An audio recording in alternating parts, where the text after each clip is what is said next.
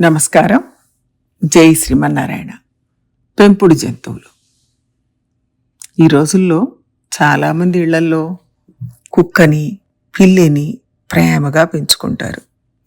కొంతమంది చిలకలను పెంచుతారు, కొంతమంది గోరువంకను, కొంతమంది చేపలను పెంచుతారు, ఇంకా తాబేళ్లు పెంచేవాళ్ళు కూడా ఉన్నారు.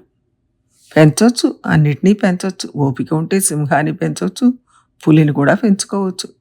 వాటిని అలా చూస్తూ ఉంటేనే అన్నీ మంచి జరుగుతాయని జనం నమ్ముతున్నారు. ఇలా జంతువులను పెంచుకోవచ్చా అని ఒకరి సందేహం. దీనికి జవాబు 2 కోణాల్లో చెప్పుకోవాలి. ఒకటి శాస్త్రపరమైన కోణం, రెండవది సామాజిక పరమైన కోణం. శాస్త్రపరంగా అలా పెంచుకోవడం మంచిది కాదు. అది ఒక రకమైన మాలిన్యాన్ని ఇంట్లో చేకూరుస్తుంది అని పురాణాలు చెప్తున్నాయి. ఇంకొకటి, వాటిని మనం జాగ్రత్తగా పెంచాలి. మనకు పొద్దుటి నుంచి రాత్రి దాకా నిత్యానుష్ఠానం, అనుసంధానం, ఆరాధన లాంటివి ఉంటాయి. వీటికే సమయం సరిపోతుంది. అది కాక ఇంట్లో పనులు, బయటికి వెళ్ళవలసిన పనులు ఉండనే ఉంటాయి. ఇక జంతువుల్ని ఎప్పుడు చూసుకోవడం కుదురుతుంది? వాటిని రోజు వాకింగ్ తీసుకెళ్ళాలి, వాటికి తిండి పెట్టడం, వాటిని కాపాడడం, వాటితో ఆడుకోవడం, ఇవన్నీ ఎలా సమన్వయం చేసుకోవాలి? మనం చేసే పనులను తగ్గించుకోవాలి, లేదా ఉద్యోగం చేసే అవసరం లేకుండా ఉండాలి, లేదా భగవంతుడి కేటాయించిన సమయాన్ని తగ్గించి ఈ జంతువులను పెంచుకోవాలి. లోకంలో ఎంతమంది తీరిగ్గా కూర్చొని వేరే పనులకు పోకుండా జంతువులు పెంచుకుంటున్నారు? పోనీ అలాగే అనుకున్నా భగవంతుడికి మనం కేటాయించుకున్న సమయం తగ్గిపోతుంది, లేదా ఇంటి పనుల సమయం తగ్గించుకోవాల్సి వస్తుంది. అంతేకాదు, వీటికి కావాల్సిన ఆహారాన్ని ఇవ్వాలి.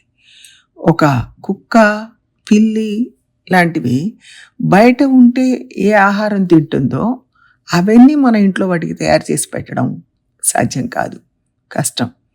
ఒకవేళ అలా చేయాలనుకుంటే మన ఇళ్లల్లో ఉండే పద్ధతులు దానికి సరిపడవు. వీటికి నాన్ వెజ్ తప్పనిసరిగా పెట్టాలి, వాటి కోసం ప్రత్యేకంగా చేయాలి. అది కూడా మనం తినేటట్టుగా అవి తినవు. ఇవన్నీ అయ్యే పనులు కావు, చాలా సమయం కేటాయించాలి. అందుకని మన తిండిని వాటికి అలవాటు చేద్దామంటే అది వాటి ప్రకృతికి సరిపడవు, తినలేవు. ఇంకొక కోణం, ఒక తోటలోనో అడవిలోనో బయట స్వేచ్ఛగా ఉండాల్సిన జంతువుని బలవంతంగా తీసుకొచ్చి ఏకాంతంగా ఉంచి దాని జాతిలో కలవకుండా చేయడం పద్ధతి కాదు. అది కూడా హింసించడమే అవుతుంది. హింస చేయకూడదు కదా, అహింస పాటించాలి అని మన ధర్మం చెబుతోంది.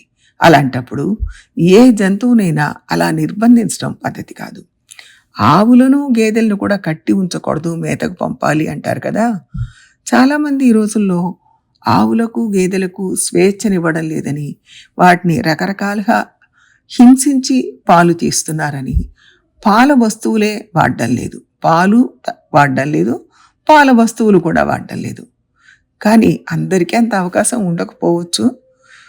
పెంపుడు జంతువులను పెంచేవాళ్ళు జాగ్రత్తగా, ప్రేమగా పెంచవచ్చు, కానీ అది దానికి ఇష్టమా కాదా అని తెలియదు.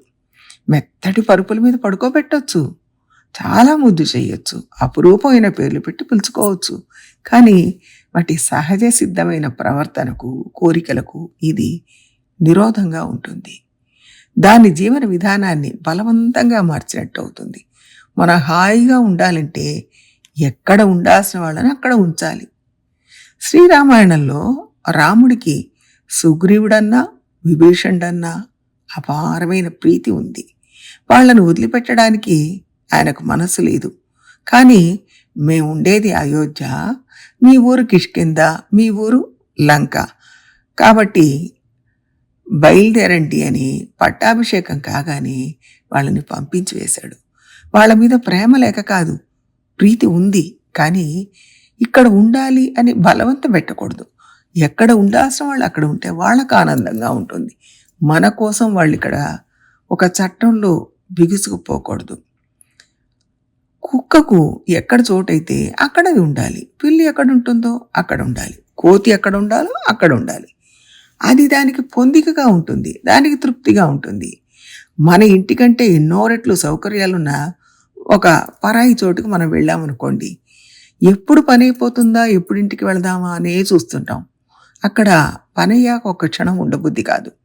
మన ఇల్లు వాళ్ళకంటే చిన్నదే కావచ్చు, అక్కడ ఉన్నన్ని సౌకర్యాలు మనకు లేకపోవచ్చు. అయినా సరే మన ఇంటికి రావాలనే కోరుకుంటాం, కానీ అక్కడే ఉండిపోవాలి అని కోరుకోం. ఈ ప్రాణులు కూడా అంతే. వాటి వాటి ప్రాంతాల్లో వాటి వాటి జాతిలో కలిసిపోతే అవి స్వేచ్ఛగా స్వతంత్రంగా ఉంటాయి, ఆనందంగా ఉంటాయి. ఇంకోటి, మన ఇంట్లో వాటి వల్ల వచ్చే రోగాలు కూడా ఉండవు. అనవసరపు పని, ఖర్చు, టెన్షన్ ఇవేమీ లేకుండా ఉంటాయి. మన పిల్లలనైనా మనం ఎక్కడికైనా బయటికి వెళ్ళేటప్పుడు తీసుకువెళ్ళొచ్చు. ఊళ్ళకు వెళ్ళేటప్పుడు వీటిని అన్ని చోట్లకు తీసుకువెళ్ళలేం. ఇలాంటి అనేక సమస్యలు వస్తూ ఉంటాయి. కాబట్టి ఎక్కడి వాళ్ళు అక్కడ ఉండడం, అక్కడ వాళ్ళ నుంచి మనం చూసి ఆనందించడమే మంచిది. అది వాళ్లకు క్షేమకరం, మనకు క్షేమకరం. ఈ విషయాన్ని కాస్త లోతుగా ఆలోచిస్తే అందరికీ సులభంగానే అర్థమవుతాయి. చూద్దాం. జై శ్రీమన్నారాయణ.